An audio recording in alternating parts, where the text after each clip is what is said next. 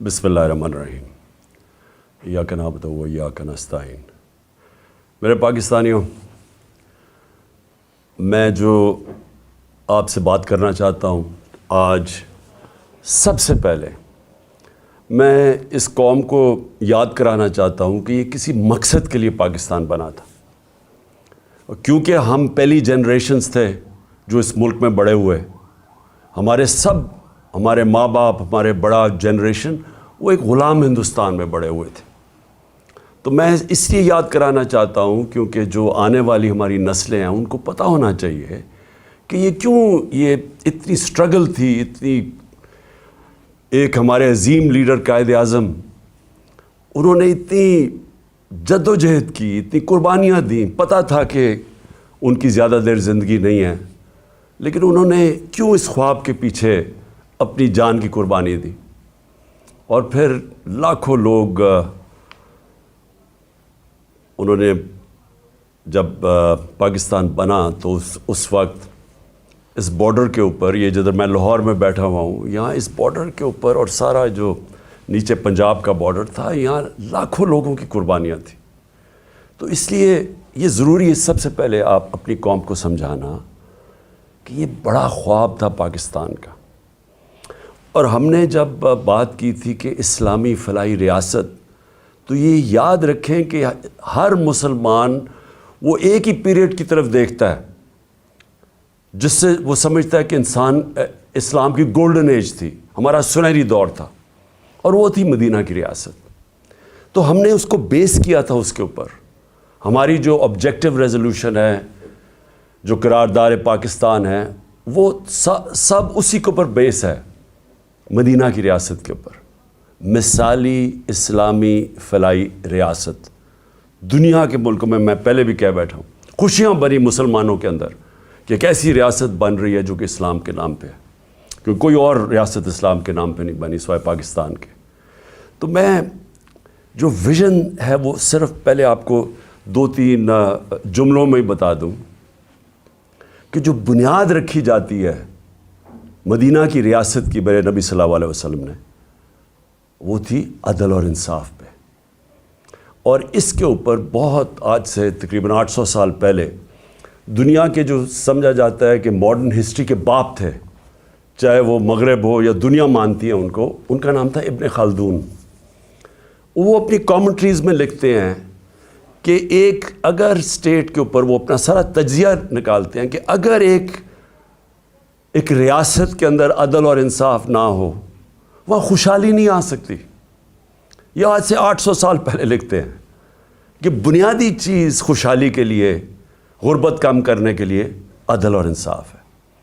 اور وہ کیوں ہے وہ تفصیل میں بیان کرتے ہیں کہ بزنس بھی، سرمایہ کار انویسٹ اس ریاست میں کرتے ہیں جہاں ان کو پتہ ہو کہ یہاں قانون مکمل طور پہ ان کی حفاظت کرے گا.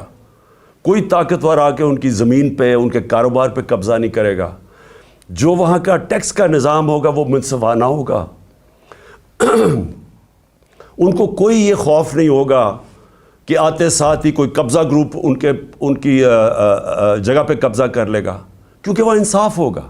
جدھر انصاف ہے وہ قبضہ گروپ نہیں ہے، جدھر انصاف ہے وہ ظلم نہیں ہے، جدھر انصاف ہے وہ NRO نہیں ہے. وہ بڑے لوگ چوری نہیں کر کے معاف نہیں کروا سکتے، کیونکہ قانون کے سامنے سب ایک برابر ہے.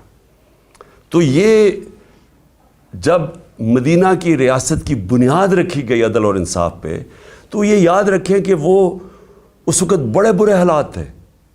خوشحالی بعد میں آئی، پہلے انصاف آیا. تو آج میں اس لیے اس کے اوپر بات کرنا چاہتا ہوں کہ ہم اس ویژن سے اتنا دور جا رہے ہیں کہ مجھے خوف آ رہا ہے کہ ہم بچیں گے بھی یا نہیں بحیثیت قوم. ایک انگریزی کی سٹیٹمنٹ ہے، نیشنز وداؤٹ اے ویژن ڈائی. قوم جو اپنے نظریے سے ہٹ جاتی ہے وہ مر جاتی ہے. تو یہ میں آپ کے لیے یہ باتیں اس لیے رکھ رہا ہوں کیونکہ جب سے یہ ایک سازش کے تحت اس ملک کے مجرموں کی حکومت ہمارے اوپر نافذ کی گئی، ذرا ملک کے حالات دیکھ لیں کہ کدھر سے کدھر پہنچ چکے ہیں. اور میں اس لیے یہ آپ کے لیے کہہ رہا ہوں کیونکہ اب جس طرف آپ جا رہے ہیں میں آخر میں ادھر آؤں گا کہ اگر ہم بحیثیت قوم، میں اپنی ساری قوم کو، پارٹی کو نہیں کہہ رہا، قوم کو کہہ رہا ہوں کہ اگر آج ہم نہیں جاگیں گے اور ہم جد و جہد نہیں کریں گے، ہم سب ذمہ دار ہوں گے جو جس طرف اب ہم جس رخ پہ نکل چکی ہے۔ سب سے پہلے معیشت آ جائے۔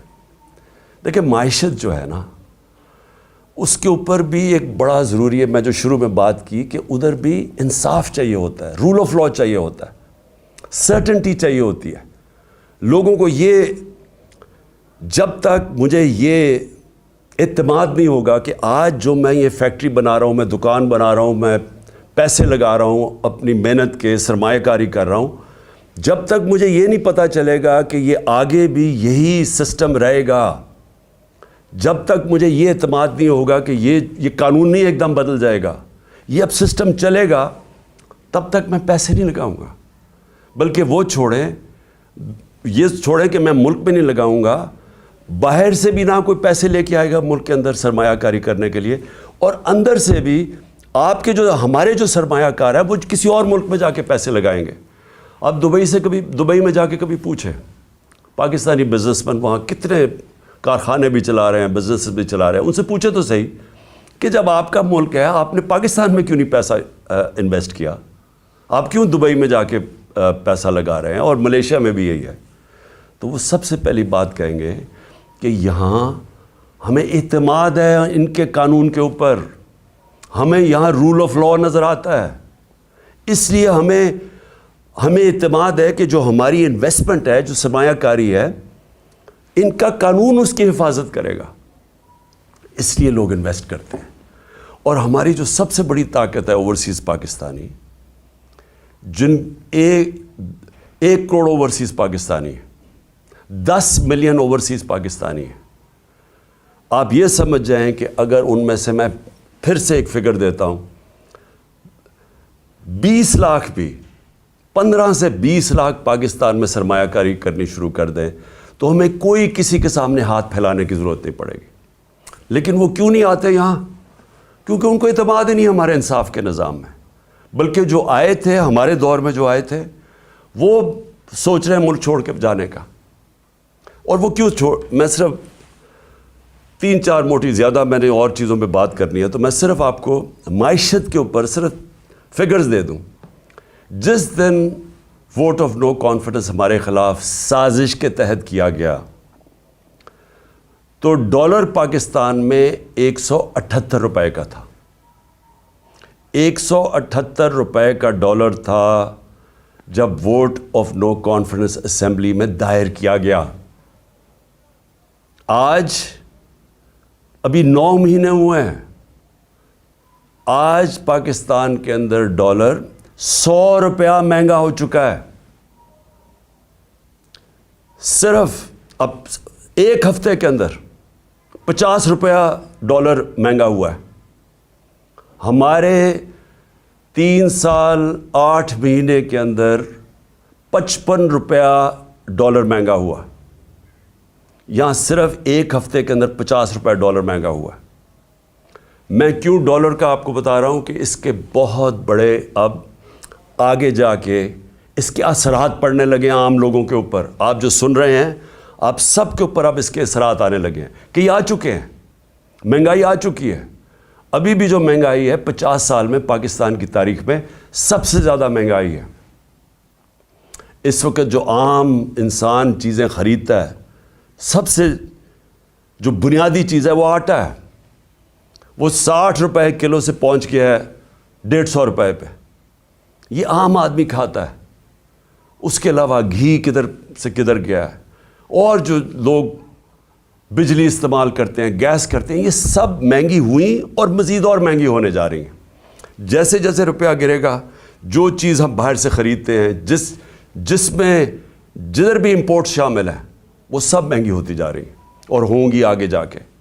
تو اس کے ابھی پورے اثرات آئے نہیں ہیں، آنے والے ہیں۔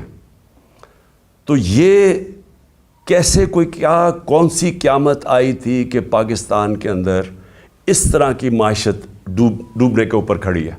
کیا ہوا؟ تیل کا ہی کہتے ہیں نا اصل تو اثر. ہم تیل امپورٹ کرتے ہیں, تیل جب مہنگا ہوتا ہے, بجلی مہنگی, اس کا سارا اثر پڑ جاتا ہے ٹرانسپورٹ پہ, ہر چیز پہ, اور جب وہ ہر انسان کو افیکٹ کرتی ہے. تو تیل پھر سے میں بتا دوں کہ ہمارے دور میں $110 سے $115 بیرل پہ گیا تھا. آج پہلے کوئی $75 پہ چلا گیا تھا, نیچے گر کے اب کوئی $85 کے اوپر تیل ہے بیرل. تو کس وجہ سے یہ ایک دم یہ جو طوفان آ گیا مہنگائی کا, اور ہر چیز مہنگی اور روپے پہ پریشر. آج پاکستان کے ریزروز ادھر پہنچ گئے ہیں جدھر ہم نے جب ایٹمی دھماکہ کیا تھا تو اس سے بھی نیچے پہنچ گئے ہیں. تو جو ریزروز, اگر آپ اس کا مطلب یہ کہ جب آپ کے ریزروز گرتے ہیں تو روپے پہ پریشر پڑ رہا ہے, اور جب ریزروز گرتے ہیں اس سے بھی خوفناک چیز جو ہم سب کو, ہم سارے پاکستانیوں کو تشویش ہوگی سن کے کہ ہماری سیکیورٹی پہ اس کا ایفیکٹ جاتا ہے. ہندوستان کے ریزروز کچھ پتہ نہیں $550 ارب ہیں, $550 ارب ہیں. ہمارے $3 ارب سے بھی نیچے گر گئے ہیں. تو کہاں $550 ارب اور کہاں $3 سے نیچے گرنے کا.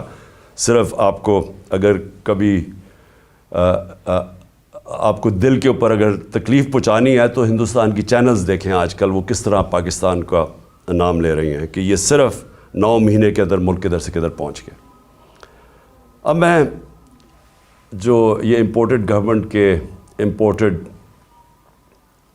فائنانس منسٹر اسحاق ڈار, پہلے تو انہوں نے بڑی بڑکیں ماری کہ 200 سے میں نیچے ڈالر کروں گا. پھر IMF کو انہوں نے دھمکیاں دی, پھر موڈیز جو ریٹنگ ایجنسیز ہے اس کو دھمکیاں دی, اور آج اپنے گھٹنے ٹیک لیے ہیں, اور آج کہہ رہے ہیں کہ جی کرتا تو سب کچھ اللہ ہے, اس کی مرضی کے بغیر تو کچھ نہیں ہوتا, لیکن اللہ نے بھی کوئی کنڈیشنز لگائی ہوئی ہیں کہ میں تب تمہاری مدد کرتا ہوں تب تم یہ چیزیں کرو. اور اس کے بعد خیرات کے اوپر آ گئے ہیں کہ خیراتی اداروں کو کہیں گے کہ وہ آ کے مدد کریں پاکستان کی. اس کا مطلب کوئی روڈ میپ, کوئی سلوشن نہیں ہے, کوئی آگے راستہ نہیں ہے. ان کو کوئی پتہ نہیں ہے کہ اب یہاں سے آگے جانا کیسے. اور میں آپ کو پیشن گوئی کرتا ہوں کہ یہ اور یہ جو امپورٹڈ سارے لوگ مسلط کیے گئے ہیں یہ بھاگنے کی بھی تیاری کر رہے ہوں گے. ان کا سٹیٹ پاکستان میں نہیں ہے. اسحاق ڈار کے اور ان کے بچوں کی ذرا پراپرٹیز دیکھیں اور ان کے پیسے باہر کتنے پڑے ہیں. ان کا جو ماسٹر ہے نواز شریف, اس کی ذرا رہن سہن لنڈن میں دیکھیں کتنا ہے. آصف زرداری کی کتنی پراپرٹیز باہر پڑی ہوئی ہیں, یہ سب کو پتہ ہے, ہماری ایجنسیز کو پتہ ہے. جو آج لوگ ان کی مدد کر رہے ہیں, جو ہینڈلرز پیچھے سے بیٹھ کے, ان سب کو پتہ ہے کہ ان کی پراپرٹیز کتنی باہر پڑی ہیں, کتنا پیسہ اس ملک کا چوری کر کے گئے ہیں. تو آج یہ کہہ رہے ہیں کہ خیرات پہ پاکستان, یعنی کہ بیرون ملک لوگ پیسہ خیرات کے اوپر پاکستان دے اور اپنا پیسہ باہر رکھا ہوا ہے. کون ان کو پیسہ دے گا؟ تو اس کا مطلب ان کے پاس کوئی روڈ میپ نہیں ہے. تو پہلے تو اکنامکلی آج میں نے بتانا تھا کہ آج ہم کدھر کھڑے ہیں. اس کے بعد دوسری چیز آ جائے جو میں نے شروع کی تھی بات, انصاف اور رول آف لاء کی. جو آج ہمارے بنیادی حقوق, فنڈامنٹل رائٹس, جس طرح ان کو مسترد کیا گیا, جس طرح ان کی وائلیشن کی گئی اس جب سے یہ امپورٹڈ حکومت ہمارے اوپر بیٹھی ہے. میں پھر سے ریپیٹ کرتا ہوں, جنرل مشرف کے مارشل لاء میں اپوزیشن میں تھا, مجھے جیل میں ڈالا گیا, لیکن میں آپ کو یقین دلاتا ہوں کہ اس طرح کا کبھی ہم نے ایسا ظلم نہیں دیکھا جو انہوں نے کیا. میں صرف نام لکھے ہوئے ہیں کہ جو انہوں نے ہمارے ساتھ کیا. ڈاکٹر شہباز گل, ایک یونیورسٹی پروفیسر, باہر امریکہ کی یونیورسٹی میں پڑھانے والا, اپنا سب کچھ یعنی بڑی سیلری چھوڑ کے آتا ہے پاکستان, اس کو ننگا کر کے جو تشدد کیا گیا, الٹا لٹکایا گیا. یعنی اس نے جرم کیا کیا تھا؟ کوئی ہمیں بتائے جرم کیا کیا تھا اس نے؟ اور مجھے افسوس سے کہنا پڑتا ہے کہ ہمارے انصاف کے نظام نے اس کے فنڈامنٹل رائٹس کی حفاظت نہیں کی. اس کے اوپر مزید اور کیسز کر دیے گئے. کبھی وہ کراچی جا رہا ہے تو کبھی بلوچستان میں کیسز کر رہے ہیں. تو کوئی یعنی کدھر گئے ہمارے فنڈامنٹل رائٹس؟ کون سے ملک کے اندر جو اپنے آپ کو جمہوریت کہتا ہے وہاں لوگوں سے ایسے ہوتا ہے جو اس سے ہوا؟ ابھی تک وہ ریکور نہیں کیا شہباز گل. ابھی تک جس طرح اس کے اوپر تشدد کیا گیا, ابھی تک اس کا اثرات اس کے اوپر ہے. کوئی اس کو انصاف ملنے کی آس پاس سے کوئی نظر نہیں آ رہا, بلکہ ابھی بھی کیسز بھگت رہا ہے وہ. اور ایک آدمی جو ملک کی مدد کرنے آیا تھا, اپنی سے بڑا آئیڈیلزم لے کے آیا تھا, وہ پیسے خرچ کر رہے وکیلوں کے اوپر, اپنے کیسز کے اوپر.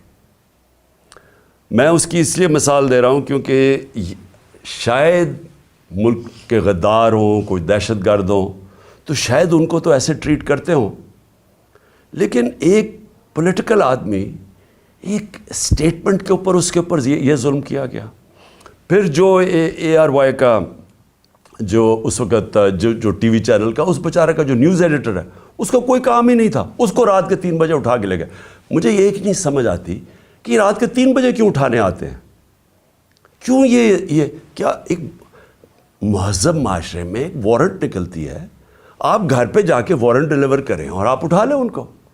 لیکن صبح کے 3 بجے جا کے سارے گھر میں اندر دروازے توڑ کے اندر گھس جاتے ہیں, وہاں جا کے ان کی عورتیں ہیں, بچے ہیں, ان کے سامنے یہ ظلم کر رہے ہیں. یہ جو اے آر وائی کے جو نیوز ایڈیٹر, ان کے بچوں کے اوپر ابھی تک اثر رہا ہے کہ جو انہوں نے اس طرح کیا. 25 مئی کو جو انہوں نے ہمارے ساتھ کیا, 25 مئی کو لوگوں کے گھروں میں گھسے, 3 بجے تک رات کے لوگوں کے گھروں میں گئے, وہاں اسی طرح دروازے توڑ کے گئے. ایک جو میجر صاحب تھے, ان کے گھر میں جب دروازہ توڑ کے گئے تو انہوں نے گولی چلائی. کسی کو کیا پتا کہ ڈاکو آ گیا, کون آ گیا رات کو, تو وہ بیچارہ سپاہی بیچارہ ایسے مارا گیا بیچ میں. ذمہ داری ان کی تھی جنہوں نے آرڈر کیا, اور اس کو اٹھا کے لے گئے, اور اس کو پھر اس کے اوپر تشدد کیا. اس کے بیٹا, اس کا کوئی قصور ہی نہیں تھا, وہ کہہ رہے ہیں میجر صاحب کہ میں نے گولی چلائی ہے. اس کے بیٹے کو لے گئے, اور اس جو بیٹے کے اوپر تشدد کیا, کتنے مہینے رکھ کے, کدھر گئے فنڈامنٹل رائٹس. اور اس کے بعد اعظم سواتی سینیٹر, باہر پیسے اس نے جا کے پیٹرول پمپ کے اوپر امریکہ میں کام جھاڑو دے کے اپنی بزنس بنائی, پیسہ بنایا, اور وہی آئیڈیلزم لے کے وہ پیسہ سب اپنا پاکستان بھی لے, پاکستان بھی آ گئے, سینیٹر بن گئے. ایک ٹویٹ کے اوپر, اور ٹویٹ اتنی سچی ٹویٹ ہے کہ باجوہ کو کہہ رہے ہیں کہ آپ نے NRO2 دیا, ساری قوم کہتی ہے اس نے دیا, اس میں تو کوئی شک نہیں ہے. اس کے اوپر جو تشدد کیا گیا, بچوں کے پوتے اور پوتیوں کے سامنے صبح کے 3 بجے گھس کے اس کو پہلے مارا, پھر حوالے کیا گیا نامعلوم افراد کے جن کا نام بھی انہوں نے لیا ہے, اور ان کو اس کے اوپر ننگا کر کے پھر تشدد کیا. پھر ایک گندی ویڈیو بنا کے بیوی کو گھر دے دی, بیوی اور بیٹی کو. یعنی یہ کون سی بنانا ریپبلک میں, کدھر گئے فنڈامنٹل رائٹس. پھر آگے آ جائیں, فواد چودھری پھر صبح کے 3-4 بجے پہنچ گئے گھر, ادھر سے پھر اٹھایا, ہتھکڑیاں لگائیں, اوپر کپڑا, یعنی یہ کوئی دہشت گرد تھا کیا تھا. اس کو پھر پھرایا چاروں طرف, اور جو اس سے کیا, چھوٹی بیٹیاں وہ ٹراماٹائزڈ, بیٹیوں کے اوپر اثرات ابھی تک. پھر شندانہ گلزار, کیا اس نے شندانہ نے کیا کہ اس کو دہشت گرد بنا دیا. یہ جمہوریت ہے, آپ اگر کوئی بیان دیتا ہے اس کو مسترد کر دیں. یہ کیسے ہو گیا کہ اس کے بیان کے اوپر اس کو دہشت گرد بنا دیا, اس کے اوپر کیس کر دیا دہشت گردی کا. پھر شیخ رشید کو پہلے, اور فواد چودھری کو ہائی کورٹ 4 دفعہ ہائی کورٹ نے آئی جی کو کہا کہ میرے سامنے فواد کو لے کے آؤ. آئی جی نے کوئی پرواہ نہیں کی, کہیں اور سے آرڈر مل رہے تھے, کوئی فکر نہیں کی انہوں نے. اور پھر شیخ رشید بیل دے دیتی ہے عدالت, اسلام آباد ہائی کورٹ, اور کیسز ڈال کے اس کے اوپر کیسز پہ کیسز بنائی جا رہے ہیں, اور اس کو رکھا ہوا ہے. ایک کتنی دفعہ شیخ رشید منسٹر بن چکے ہیں, عمر ان کی 75 سال ہے, رات کو ہتھکڑیاں باندھ کے ان کو کمرے میں رکھا ہے, ان کے اوپر کپڑا ڈالا رکھا ہے. یعنی یہ میں اپنے انصاف کے نظام کو آج پوچھ رہا ہوں, کدھر گئے ہمارے فنڈامنٹل رائٹس. اور پھر میں گنانا چاہتا ہوں, عمران ریاض کو اٹھایا. ہر وہ آدمی جو رجیم چینج کے جو صحافی خلاف ہے, ہر اس آدمی کو سنگل آؤٹ کیا انہوں نے، ہر اس آدمی کے اوپر، جس طرح عمران ریاض کو یہ دوسری دفعہ اٹھا کے لے کے گئے تھے،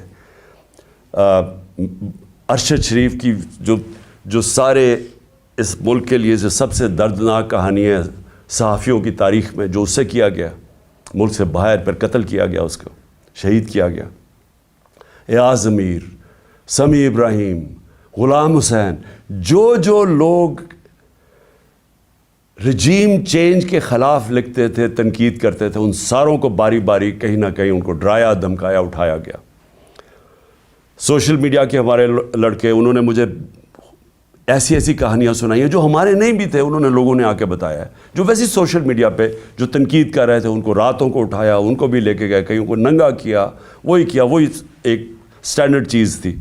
خالد گجر ہمارے ایم این اے کے کینڈیڈیٹ ہیں، ان کے بھائی شبیر گجر ایم پی اے رہ چکے ہیں، کل رات ان کے اوپر پولیس پہنچ کے ان کے گاؤں کے اوپر سراؤنڈ کر دیا، گاڑیاں توڑی وہاں۔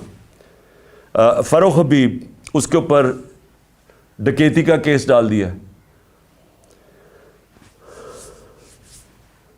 میرے اوپر اب میں اپنے 60 ایف آئی آر ہے میرے اوپر، اور جو سب سے حیران کن چیز یہ ہے کہ اگر میں ایکس پرائم منسٹر ہوں، اپنی ایف آئی آر نہیں کٹوا سکا، اور اس کے بعد جو جے آئی ٹی بنی تھی، جو چیزیں نکال رہی تھی، جس میں واضح ہو گیا کہ اور وہ لوگ شامل تھے جن کو میں نے 3 نام جو نامزد کیے تھے کہ جو ایف آئی آر میں، وہ واضح ہو گیا کہ وہ اس کے پیچھے ہیں۔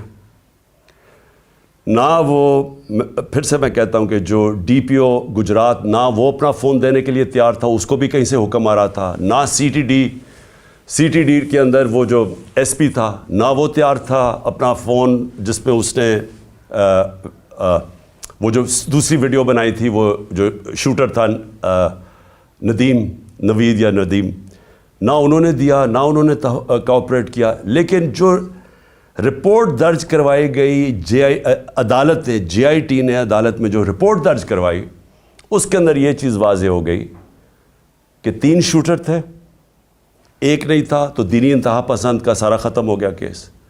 لیکن جو سی ٹی ڈی کے اندر جب اس کو نوید کو اٹھا کے سی ٹی ڈی لے کے گئی، تو وہاں 5 نامعلوم افراد تھے۔ کیا کام تھا ان کو سی ٹی ڈی میں؟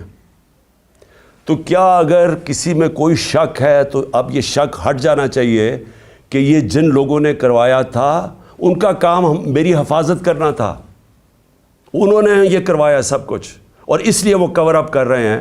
کیئر ٹیکر گورنمنٹ کیسے ہو سکتی ہے کہ جے آئی ٹی کی جو پنجاب گورنمنٹ نے نوٹیفائی کی ہوئی جے آئی ٹی، اس کو بند کر دیا، اس کا کام نہیں کرنے دے رہے؟ کس چیز کا خوف ہے؟ کیونکہ طاقتور لوگوں نے اپنا فیصلہ کیا ہوا ہے کہ اگر وہ قانون کے اوپر ہیں، یہ ہے۔ اور پھر میں واپس جاتا ہوں کہ یہ سارے جو میں نے آپ کو کیسز اس لیے بتا رہا ہوں کہ یہاں رول آف لا نہیں ہے، یا انصاف ختم کر دیا ہے، یا جنگل کے قانون کی طرف نکل گیا پاکستان۔ اور کوئی ملک جدھر انصاف اور رول آف لا نہیں ہے، وہاں خوشحالی نہیں آ سکتی۔ یہ ہم اندھیرے کی طرف لے کے جا رہے ہیں، اور یہ مزید جتنی یہ اور کوششیں کر رہے ہیں، جتنا ہمیں ڈرانے دھمکانے کی، یہ صرف ثابت کر رہے ہیں کہ اس ملک میں مائٹ از رائٹ ہے، جس کی لاٹھی اس کی بھینس، کہ کوئی انصاف نہیں ہے کمزور کو۔ یہ ثابت کر رہے ہیں کہ یہ جو لوگ اوپر بٹھائے ہوئے ہیں ہمارے، ان کا صرف مقصد ہی ایک ہے کہ کسی نہ کسی طرح اپوزیشن کو ڈرا دھمکا کے ختم کرو، تاکہ یہ ختم ہو جائے۔ تو پھر وہ جو میں جس کا نام 12th مین بھی رکھا ہوا ہے، وہ لڑنے سے بھاگا آئے، جب وہ سمجھ جائے کہ اب گراؤنڈ تیار ہو گئی ہے، تو تب وہ آ کے الیکشن جیت کے تو کہے جی دیکھیں بہت بڑا مارکا مارا ہے۔ یہ صرف گیم پلان ہے۔ لیکن جو تیسرا میرا پوائنٹ ہے کہ جو پولیٹیکل اس وقت جو ہمارے ملک میں پولیٹیکل انسرٹنٹی ہے، جس کی وجہ سے کبھی بھی معیشت ہماری کبھی بھی وہ استحکام اس میں نہیں آ سکتا جب تک آپ پولیٹیکل سٹیبلٹی نہ لے کے آئیں۔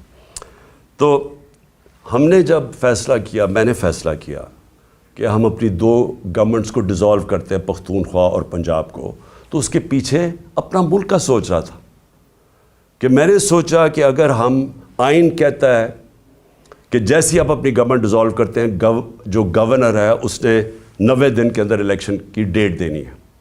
یہ پاکستان کا آئین ہے.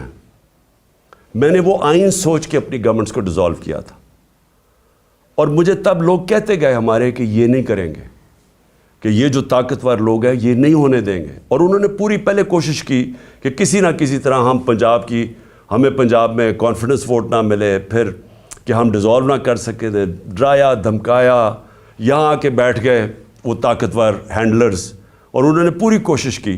لیکن اللہ ایک پلان اوپر والے کا بھی ہوتا ہے نا, وہ کامیاب ہو گیا.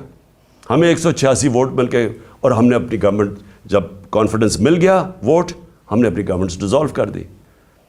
اب یہ سارا ملک اب تماشا دیکھ رہا ہے کہ ابھی تک 18 دن ہو گئے ہیں, دونوں گورنرز نے ڈیٹ نہیں دی الیکشن کی, اور یہ جیسے ہی 90 دن ختم ہوں گے تو ساری قوم سمجھ جائے کہ اس کے بعد یہ آرٹیکل 6 لگے گا ہر کوئی جو گورنمنٹ میں بیٹھا ہوگا, کیونکہ وہ بالکل گورنمنٹ, جو بھی گورنمنٹس ہوں گے اللیگل ہو جائیں گی, وہ آئین کے خلاف ہو جائے گی.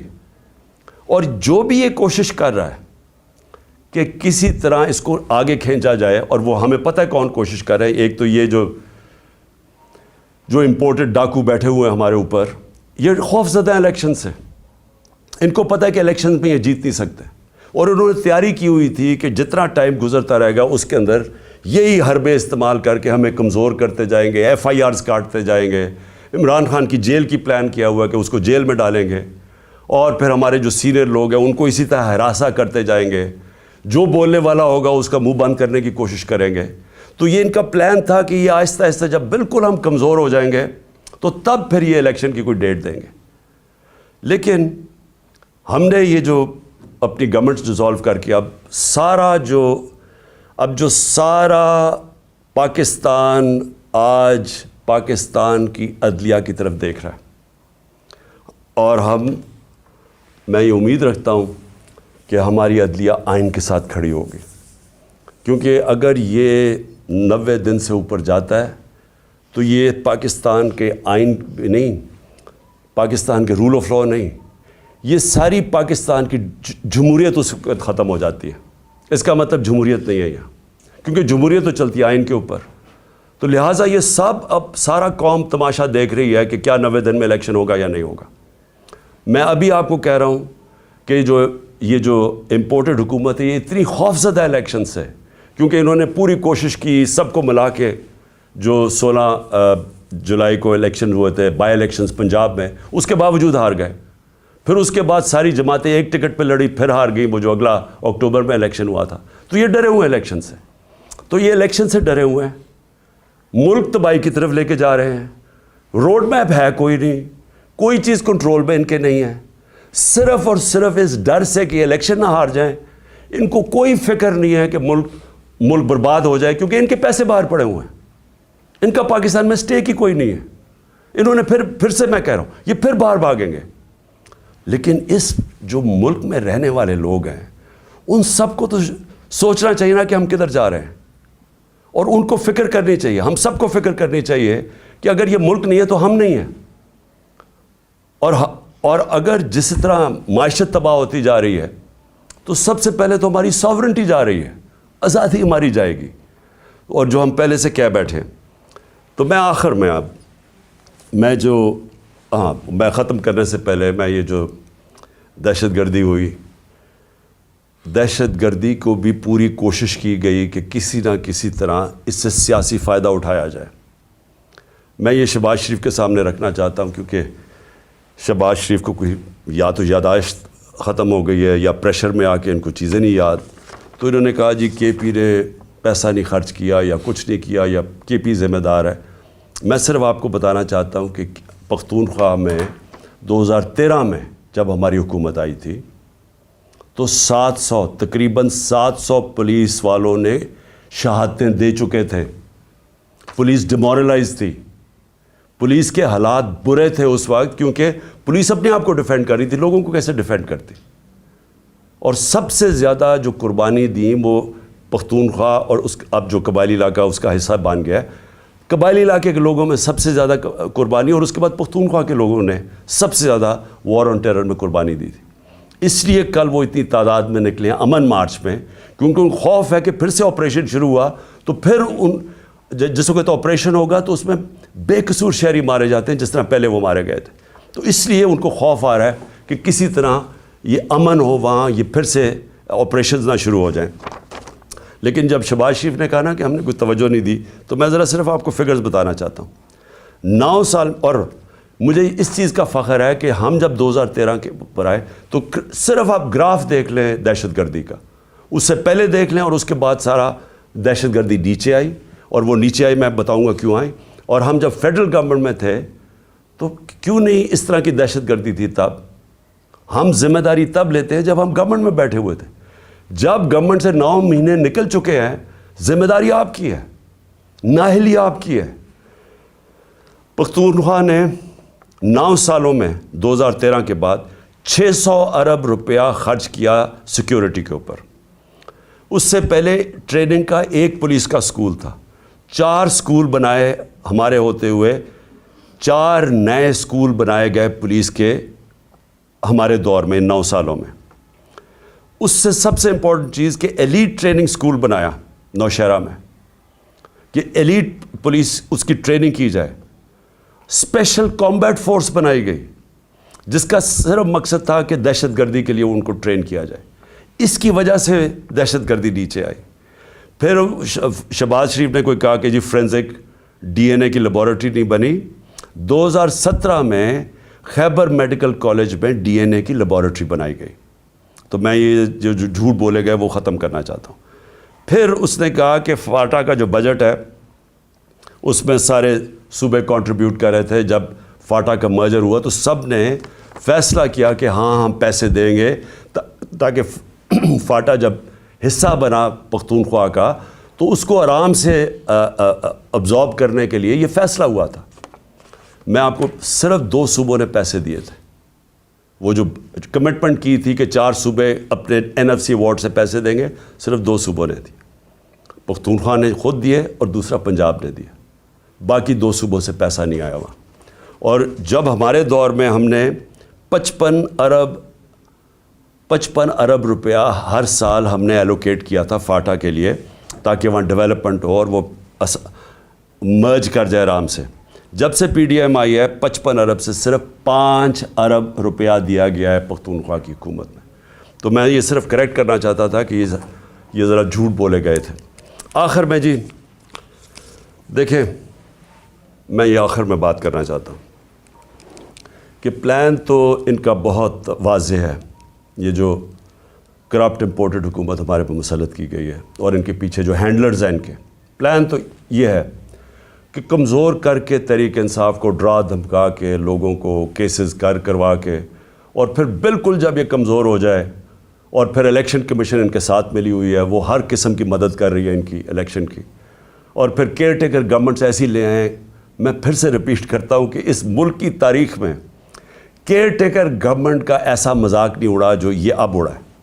یہ ایسی کیئر ٹیکر گورنمنٹس بنائی ہیں کہ ہمارے جو سب سے ہمارے خلاف پولیس والے تھے اور بیوروکریٹس تھے ان کو ہمارے اوپر مسلط کیا گیا. وہ لوگ جو سارے ہمارے اینٹی تھے, یعنی اتنی بھی شرم نہیں آئی کہ 2-3 ہی کوئی ہوتے جو کہ نیوٹرل ہوتے, میں پرو بھی نہیں کہہ رہا, نیوٹرل ہوتے, سارے اینٹی لوگوں کو بٹھا کے 2 گورنمنٹس میں لے آئے. الیکشن کمیشن بھی ان کی, کیئر ٹیکر گورنمنٹس بھی ان کی, پیچھے سے جو مدد بھی ان کی آ رہی ہے, اور اس کے بعد کیسز کروا کے اور جیلوں میں ڈول کے تو پھر یہ الیکشن کا پلان بنا ہوا ہے. ہم نے جب 25 مئی کو جب ہمارے پر تشدد ہوا تو اگر اس وقت ہم فیصلہ کر دیتا, میں فیصلہ کر دیتا جو ہم نے پلان بنایا تھا دھرنا دینے کا, مجھے پتہ تھا کہ اگلے دن خون خرابہ ہونا ہے, کیونکہ انہوں نے اتنا ظلم کیا تھا لوگوں کے اوپر کہ وہاں غصہ تھا. ہم سارے ہمارے ورکرز میں سب میں غصہ تھا, اور مجھے پورا یقین تھا کہ اگلے دن کلیش ہونا ہے اور خون خرابہ ہونا اور انتشار پھیلنا ہے. میں نے وہ کال آف کر دی, جو لانگ مارچ تھی 25 کی صبح کو کال آف کر دی, 26 کی صبح کو. پھر 26 نومبر کو جب لاکھوں لوگ اس پنڈی پہ پہنچے اور ہم نے فیصلہ کیا ہوا تھا کہ ہم ادھر سے پھر اسلام آباد جائیں گے, پھر جب میں نے دیکھا کہ جتنی تعداد لوگوں کی تھی اگر وہ اسلام آباد چلتے تو وہاں پھر کلیشز ہونے تھے, انتشار ہونا تھا, اور پھر ہمیں خوف تھا کہ کلیشز ہونے تھے اور اس کی وجہ سے ملک میں انتشار پھیلا. وہ پھر کال آف کر دی اور فیصلہ کیا اپنی گورنمنٹس گرانے کا. اب ہمارے پاس دو راستے ہیں. جو یہ کر رہے ہیں ملک گیر, ہم سٹرائکس, پہیا جام, ڈیمونسٹریشنز, یہ راستہ ہے. یہ بھی ویسے جمہوریت کا راستہ ہے, لیکن معیشت کا اتنا برا حال ہے کہ اگر ہم اس راستے پہ نکل گئے تو مزید اور نیچے جائے گا. اس لیے میں آج اپنے سارے ورکرز کو, پاکستانی قوم کو, آج سب کو کہتا ہوں کہ تیاری کر لیں. ہم نے جیل بھرو تحریک کرنی ہے. انہوں نے ہمارے اوپر اب اسی طرح کا تشدد کیا. ساری میں اپنے نوجوانوں کو, قوم کو, لوگوں کو تیار کر رہا ہوں کہ اگر یہ سمجھ رہے ہیں کہ اس طرح کا تشدد کرتے رہیں گے اور چپ کر کے بیٹھے رہیں گے تو ہم بہتر یہ ہے کہ بجائے ہم توڑ پھوڑ کریں اور سڑکوں پہ نکلیں, جو ہماری پارٹی تیار ہوئی ہے اس وقت, ہم سارے تیاری کریں جیل بھرو تحریک کی, اور ہم انشاءاللہ پاکستان کے سارے جیلوں بھر دیں گے تاکہ ان کا شوق پورا ہو جیلوں کا, کہ اگر یہ سمجھ رہے ہیں کہ ہمیں اس سے خوف زدہ کر دیں گے اور ہم کسی طرح چپ کر کے پیچھے ہٹ جائیں گے اور اجازت دے دیں گے ان چوروں کو پھر سے اپنے اوپر مسلط کرنے کے لیے, تو یہ ہم ان کا شوق پورا کر دیتے ہیں. تو ساری پارٹی کو اور میں اپنی قوم کو آج کہنا چاہتا ہوں کہ وقت آ گیا ہے, ہم تیاری کریں. میں کال دوں گا, آپ سب تیاری کریں جیل بھرو تحریک کی, اور جیسے میں آپ کو سگنل کروں گا تو سارے ہمارے لوگ نکلیں گے اور ہم اپنی جا کے گرفتاریاں دیں گے, تاکہ ایک ہی دفعہ ان کو پتہ چل جائے کہ قوم کھڑی کدھر ہے. ہمیں پتہ ہے جیلوں میں کتنی کیپیسٹی ہے, اور مجھے پتہ ہے کہ قوم کتنی تیار ہے نکلنے کے لیے, تو ان کا بھی شوق پورا ہو جائے گا کہ دیکھ لیں گے کہ قوم کھڑی کدھر ہے. اس لیے میں آج ساروں کو تیار کر رہا ہوں اور میرے آپ نے سگنل کی انتظار کرنی ہے. پاکستان پائندہ باد.